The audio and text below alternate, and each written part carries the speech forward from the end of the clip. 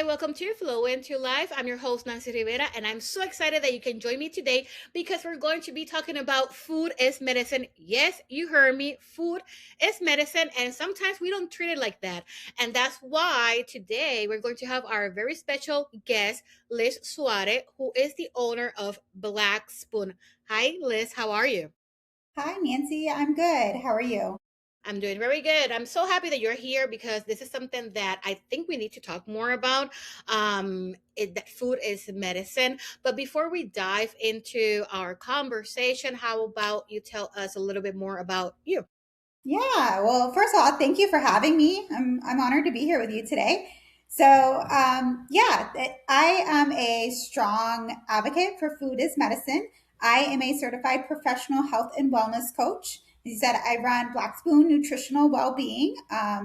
So, with health coaching, a big part of that is the foundation of believing that food is medicine, a more Mhm. holistic approach to healing ourselves within with what's provided to us.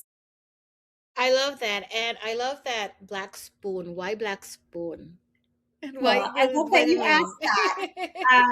So Black Spoon Nutritional Wellbeing came about because I went down a health journey of my own. Okay. I do have several chronic diseases, and in those in the autoimmune world, we call ourselves spoonies. Okay. And that term played a huge role in my Black Spoon naming. A lot of the health and wellness world is centered around green, blues, the wellness colors.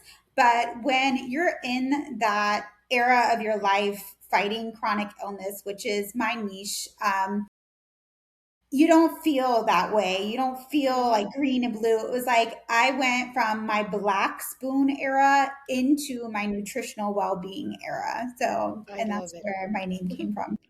I love it. So you said that so your business started because you started working with you, and that's how you got into the whole nutrition part and understanding that food is medicine. Yes, yeah. I had a desk job for many, many years. And started to experience some pretty severe symptoms from my autoimmune disorders about 6 years ago. And I went down the path of having all of the ologists, right? I had a slew of doctors telling me, you need to take this, but then this one caused side effects to take this. Now you need to take this, go see another specialist. Mm. And I thought there must be a better way, right? So I started to research the more of the functional medicine side, um, and reach out to a couple holistic practitioners that I knew. I met some really great nutritionists, dietitians along the way. That more of the holistic approach, and I healed myself within 3 years of that Wow. journey. Put a very severe autoimmune disorder into complete remission and remove myself from all medication, and that kind of sparked the my personal journey, gave me purpose, and that Hmm. I really felt like I need to go back to school. So I love that you talk a lot about starting over and all that. Hmm. So I was 40 years old and started over, just Wow. decided that Okay. I had found my purpose and that I truly believe that this is what I want to do. So I went back to school and made that happen. I love that. I finished my bachelor degree when I was 40 and still I'm studying still. So I think that an age is not something that we have to look at like a number and say, "Oh, I'm too old or I'm too this or that because of my age I cannot start." Guys, if you're hearing me, it doesn't matter what age you are right now, what stage in your life you're right now, you can start. Yes, you can like say, "You know what? I am done doing this. I need to do this change." Yes, you can. Now, going back to the topic, something that I hear a lot, especially in the Latina community, because we have a lot of flavor in our dishes, right? But something that I hear a lot, especially my daughter, she is right now into the gym and everything, is that eating healthy is expensive. So Yes. how do we play around like knowing that yes, food is medicine. Yes, we have to eat certain type of food so that we feel better, we heal our body. But how do we do it with how expensive the groceries are right now? So a big part of that is, planning. It does take planning. You're buying something, you want to use it in multiple ways. So it does take a little bit of prep. And I'm not talking about the meal prep that you have to sit down on Sunday and cook all day kind of prep, Mhm. but at least having an idea of these are the meals I want to make. What items am I buying that I can overlap? And another huge thing is using your community resources. I am surrounded by some pretty amazing local farmers. I have a lady up the road that sells amazing produce. It's super affordable if you buy it locally through them. I go to a locally sourced meat market. My meats are cheaper that way. And they don't have all the stuff that they have in the grocery store. So it's just stepping outside of our comfort zone of like, I'm going to go to one store, buy everything all at once. Sometimes it just takes doing that research in your community. Mhm. Um, to make it a more affordable approach and plus support your local small businesses as well. I love that because yes, there well where we live, we have a lot of farms around, and also like in other countries, there's people that actually have their own farm. So it doesn't matter if you are here in the states or in other country. There's ways to support the locals, right? But when we go to the grocery, yes, we have to go with a plan. I mean, I remember going with $20 and coming for things that can last 3 4 days. But right now, of course, you go with $20 and you're going to buy what, two things, and that's it. So when we talk about food is medicine, are we talking about being, because this is something that people think, oh, we have to be veggies, or we have, it's all about the fruits, or it's about being any other type. And no, it's knowing what to eat, right? The portions that of what we need to eat. Absolutely, absolutely. So when I'm talking about using food as medicine, and like I mentioned, my niche is mainly working with those with a chronic illness. A lot of that comes in with, they come in with high inflammation. So it's looking at and coaching to inflammatory foods and helping reduce inflammation, looking at those sugars and understanding nutritional labels. So not just like you're going to go on this whole foods diet. I only want you to eat fruits and vegetables. That's not realistic for everybody, but Hmm. providing the education on learning to read nutritional labels is a big part of that, and learning what all of those very long ingredients that we don't know how to pronounce, learning what those are, what those Hmm. hidden ingredients are, and how your body's reacting. Certain people react to gluten that other people do not, and some of them is just a starch based product or sugar. It's just learning your body, how it reacts to certain things, and how to reduce those things from your life. Okay. And also, if you're going to dine outside, because we do that a lot, is knowing what to choose in that menu that you still can, yes, have time with your family, friends, or whatever, but still like trying to understand that not everything that is in the menu is going to be healthy for you, especially if you have a condition, right? Absolutely. Absolutely. I am celiac, and I also am dairy intolerant, and I have a list of foods that I avoid. And that is a question I get asked a lot is, well, how do you go out? And I do talk about that a lot on my own socials. That started off with me just trying to coach people through how to navigate going out or buying, convenience type foods with celiac disease, with avoiding dairy. And there are great ways to do that, but a huge part of it is learning to advocate for yourself. If they don't have a special dietary menu that breaks down those, whether or not it's an allergen or not, which is kind of where they've gotten in the habit. When you say, oh, I want a gluten free, they go, is it an allergy or is it a preference? Well, it doesn't matter, Hmm. right? Hmm. It's something my body avoids, Hmm. so um, I really cannot coach people enough on just learning to advocate for themselves. Ask, like, it doesn't matter if it's an allergy. Does it contain this? Do you have a special menu? and doing that research before you go out. I mean, that's always huge. If you have a family outing, part of wanting to feel included is you want to go, but Mm-hmm. it's just kind of pulling up their menu, looking through it, and kind of having a game plan on what you can eat before you go. So it's really important to understand that there are hidden ingredients and condiments and salad dressings, and so it is getting the education on what to look for in those items and what to avoid. So a lot of people, like you said, will go out, they eat Mm-hmm. healthy, right? They think I'm going to just order a Yep. salad. Often those salad dressings have horrible ingredients in them or do contain gluten or dairy, and we don't realize that. And then often now, a dinner size salad has all the dried fruit and all the cheese Yep. and all Yep. the goodness in it, and it has more calories than a lot of meals. So it is just identifying what the proper serving sizes are and what ingredients are involved in them. Exactly. And also sometimes we also eat by our eyes. It sounds very ugly in English, but in Spanish it's like comemos con los ojos, right? Where we are like we have all of these nice colors in our plate and we're eating by eyes and it's not actually what we need to eat. So I always try to not have a lot of things in front of me, especially when we're dining out because it's like I get full Mhm. because of the whole thing that I'm seeing in front of me. But in the other way, is the word diet. When we use the word diet, especially me, and I know that like me, there's a lot of people out there that they put themselves, oh, I'm in a diet, and your brain starts to play with you. What you said, oh no, I cannot eat this, that's what you're going to start to crave. Like I want this, I need this, now my body wants this. Mhm. So I started, this is something that I am doing right now, and of course I would like to hear your opinion. What I'm doing is that I'm choosing based on what I know is healthy for me. I'm not using the word diet. I took out the word diet of my vocabulary. I'm just choosing the way to eat.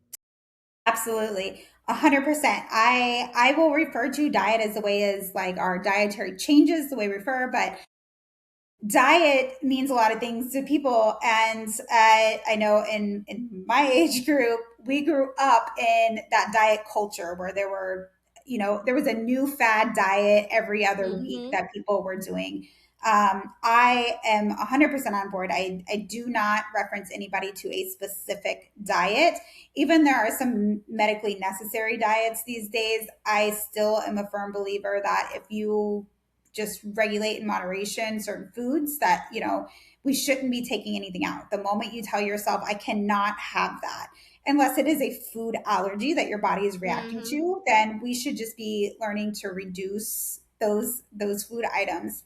um, a huge part of what I do is I stress to all of my clients that I will never tell you, you will not eat this. We always look at it as a framing of what can we add in. So if we're trying to eliminate something, then we're just going to look at it as we're adding in more vegetables, more fiber, more protein, instead of saying that we're going to reduce these items. And then those items kind of reduce naturally when you start adding in those healthier foods. Mm-hmm. I love that because it's like putting that positive part, like, yes, I'm adding, I'm not taking out. So your brain is like, okay, you're just adding more things. You're not taking out whatever you want to eliminate from your diet.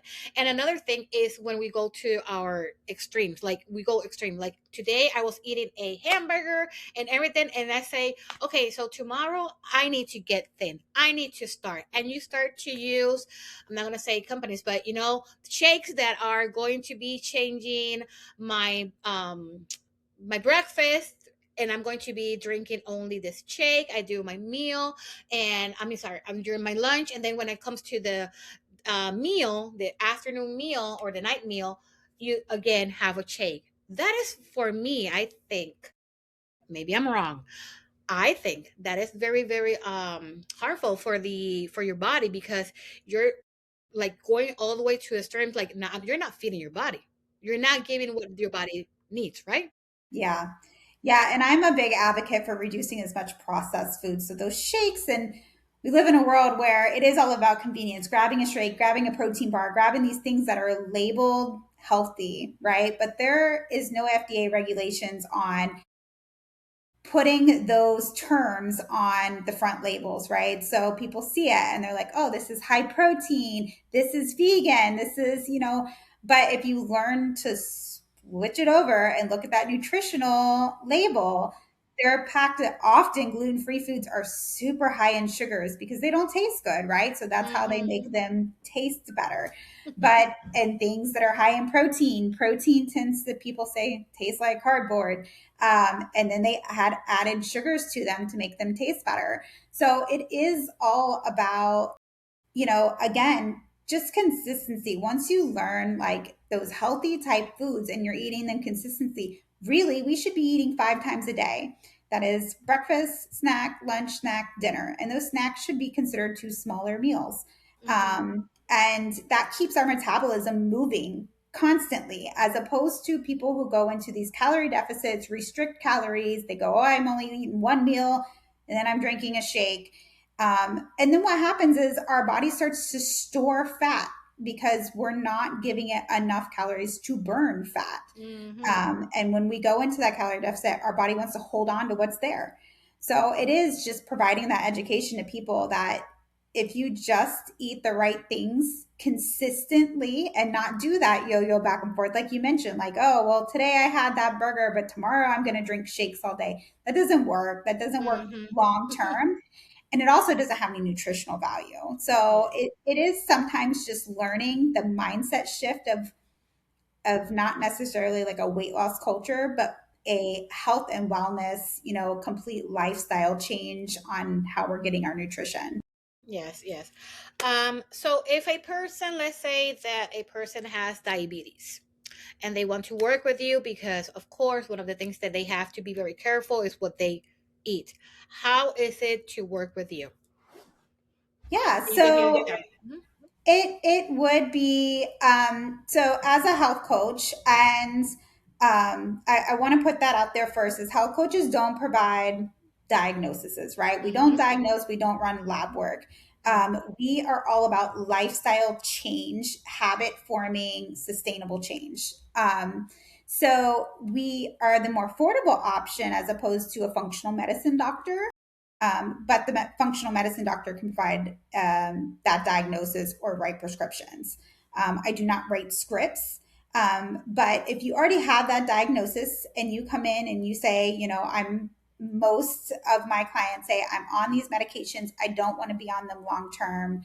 And then we take a look at exactly that. So our first session would be an hour long. We go through exactly what your daily routine looks like, what your sleeping habits look like, what your food habits look like, mindset and stress wise, like is your body holding on things of stress, even though it may just be a diabetes diagnosis, but there may be reasons also that um, you're still experiencing symptoms even though you're Mhm. on medication or trying to make changes. So in health coaching, we look at full body well-being no matter what the diagnosis you come to me to work on. And I have intake paperwork that you go through that will provide me ratings on where you've passed and failed in those areas. And some people might not even realize it. They come in and they say, I want to lose weight. And then we talk, and it's more so you're not sleeping. So, really, we need a sleep routine, Mhm.